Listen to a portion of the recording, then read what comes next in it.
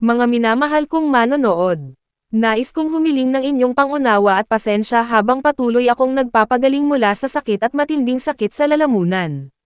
Mangyaring unawain ninyo na sa ngayon, pansamantala po ang aking mga videos ay voice-over lamang, upang hindi masyadong madelay ang mga divine messages na dapat ninyong marinig. Ngunit mananatili ang puso, kalidad at sinseridad sa lahat ng aking mga videos. Ang magbabago lamang ay ang boses, ngunit pansamantala lamang po ito. Bigyan nyo pa po sana ako ng konting panahon na bumalik ang boses ko at makapagsalita na po ako ulit ng maayos, sa tulong at milagro ng Diyos. Taos puso kong pinasasalamatan ang inyong walang sawang suporta. Sana'y maunawaan ninyo at magpatuloy sa pagtangkilik hanggang sa tuluyan po akong gumaling. Maraming salamat muli, at naway patuloy kayong mag-ingat at magdasal. Salamat at mahal ko kayong lahat. Hi F888. Hi Aries, kumusta po kayo? Sana ayos lang po kayo dyan. Ito po ang inyong Money April 2024 prediction o mga divine messages, tungkol sa pera, career, negosyo o creative projects, may trabaho ka man o wala pa sa ngayon. Para po ito sa lahat ng Aries, ano man ang gender o edad po ninyo kasama pa rin po ang ating mga seniors, 60 o 70 plus at ang mga LGBTQIA+.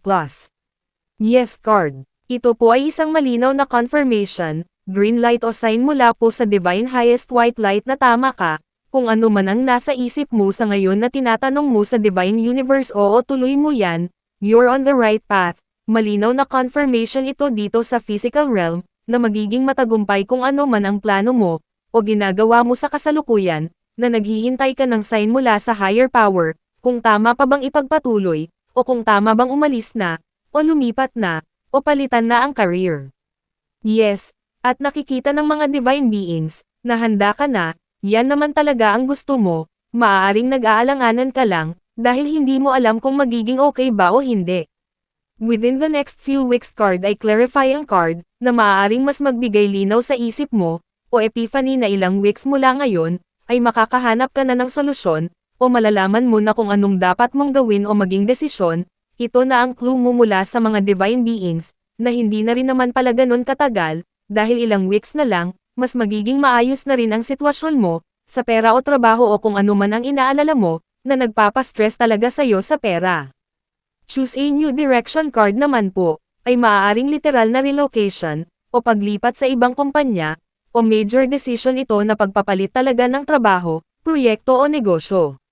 Sa ilan naman po, na hindi naman kailangang umalis o magtrabaho sa ibang bansa, o lumipat ng trabaho o residence, maaaring ang sinasabing new direction, ay pagpili mo ng iba pang strategy na makakatulong sa career advancement mo, o magdaragdag ka lang ng iba pang pwedeng pagkakitaan, o part-time jobs yan para magkaroon ka ng additional income. Windfall of Abundance card. Basahin ko po ang first line ha. An increase in abundance is arriving in many different forms, some of them unexpected, at dahil may yes card po kayo dito ngayong April ay halos lahat ng lalapitin nyo o hihingan nyo ng pabor ay hindi makakatanggi sa inyo, puro yes ang sagot sa inyo, at yes din ang sagot sa iyo ng Divine Universe kung may duda ka pa na napakaswerte at bless mo ngayong April dahil sa ang windfall of abundance ay hindi basta-basta lumalabas, binibigay lang ng Divine Universe ang infinite abundance, success o prosperity sa mga taong naniniwala na walang imposible basta yan ang intentions ng puso o heart chakra mo na maging matagumpay, maging mayaman, umasenso, makabayad na sa lahat ng mga utang, mamuhay ng hindi hirap sa pagtatrabaho pero malaki ang revenue o sweldo, lalo na kung ang frequency mo ay napakataas positive ang energy na naka-align sa frequency ng Divine Universe na infinite abundance, walang kaduda-duda na kaya lumabas ang windfall of abundance card ay dahil ikaw ang nag-manifest nito at ito na nga binibigay na sayo ng higher power, kaya naman be open to receive o maging receptive na ang energy mo ngayong April, asahan mo na talagang may malaki kang pera o opportunities na matatanggap mula sa Divine.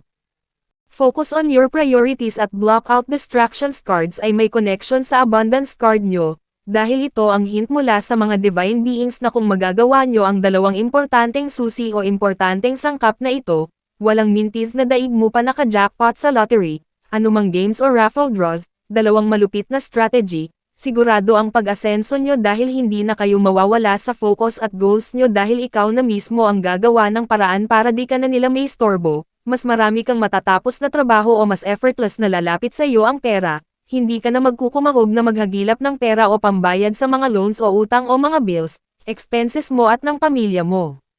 Kung naniniwala ka sa mga mensahe sa iyo ngayon ng mga divine beings, yes, totoo talaga yan. Ikaw ang nagmanifest niyan, kaya lalapit talaga sa iyo ang windfall of abundance o windfall of money, malaking amount yan, sobra yan para sa iyo at sa pamilya mo. Kaya makakapag-donate ka rin kung nanaisin mo, sa mga taong gusto ng universe na tulungan mo, bibigyan ka naman niya ng signs kung sino ang mga taong ito.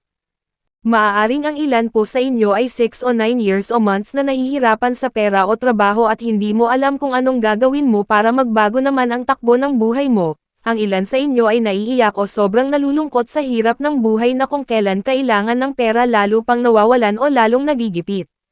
Kaya kahit ayaw mo sanang mag-loan o umutang ay napipilitin kang gawin upang magpang-abot ang mga bayarin at gastusin sa araw-araw. Ang ilan naman ay nagbaka sakaling magtrabaho sa ibang bansa ngunit hindi pa rin sapat ang income at napakaraming bayarin at gastusin at nagpapadala din ng pera sa pamilya dito sa Pinas kaya halos wala ring natitira sa sweldo o wala pang ipon. Pero wag po kayong panghinaan ng loob, ito pong 9 of Cups ay pambawi sa inyo ng Divine Universe, pati na rin po itong 6 of Swords, ito ay senyales na sa wakas makakaalis ka na rin sa napakahirap na buhay, magiging balanse na ang energy. Ito ang kapalit ng mga niluha mo at sobrang stress mo sa pera nitong mga nakaraang linggo, approximately 6 o 9 weeks na talagang nasisimutan ka sa pera, puro palabas ang pera, napakabilis mawala ng pera sa mga palad mo. Ang 9 of Cups ay siguradong magdadala sa iyo ng saya, tatawa ka talaga, dahil malaki-laki din ang magiging laman ng bank account o wallet mo, ikaw na bahala kung ilang digits ang gusto mong mag-manifest.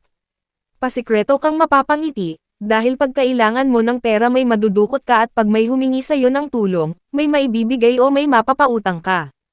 Hindi lang yan, ang 9 of Cups ay senyales din ng tagumpay, na mararanasan mong relax ka lang, tuloy ka lang sa mga ginagawa mo na walang anxiety o kaba dahil baka may biglang maningil sa iyo, o makatanggap ng emails o notification, na lagpas na sa due date ang mga bayarin mo, sobrang saya mo, at least hindi ka man biglang naging multimillionaire. Ang importante na linas na lahat ng mga dapat mong bayaran, wala na ring magpapastress sa iyo na mga taong nakadepende sa iyo at hindi na nagsisikap sa buhay, matututo na silang wag umasa sa iyo, kaya talagang mababawasan ang mga alalahanin mo.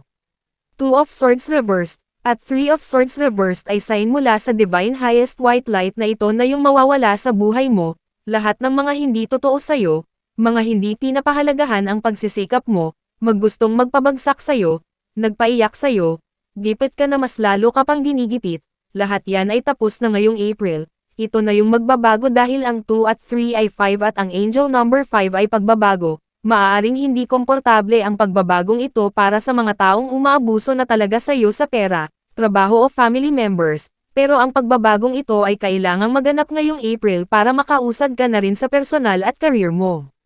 Necessary ito. Kaya wag kang magtaka kung madalas mong makita ang 555 o 555 ngayong April dahil ito na ang tulong na hinihintay mo mula sa Divine Source, may babaguhin lang ng bahagya sa buhay mo o mga kasama mo sa buhay o trabaho o sa iyo mismo may babaguhin ang higher power upang ma-enjoy mo na ang nararapat na success at abundance na tamang-tama lang o perfect timing na talaga ngayong April. Kaya iwasan mong maghimutok ngayong April dahil hindi nagbibiro ang Divine Universe pag nagpakita siya sa iyo ng signs o synchronicity na senyales ng abundance o prosperity ay talagang matatanggap mo yan, basta magtiwala ka sa kanya at tuloy lang ang pagsisikap, walang atrasan, tuloy-tuloy na pag-asenso nyo dahil napakagandang sign ng 6 of Swords energy, tuloy ang biyahe papunta sa mas maayos at hindi malakas na hampas ng alon sa buhay.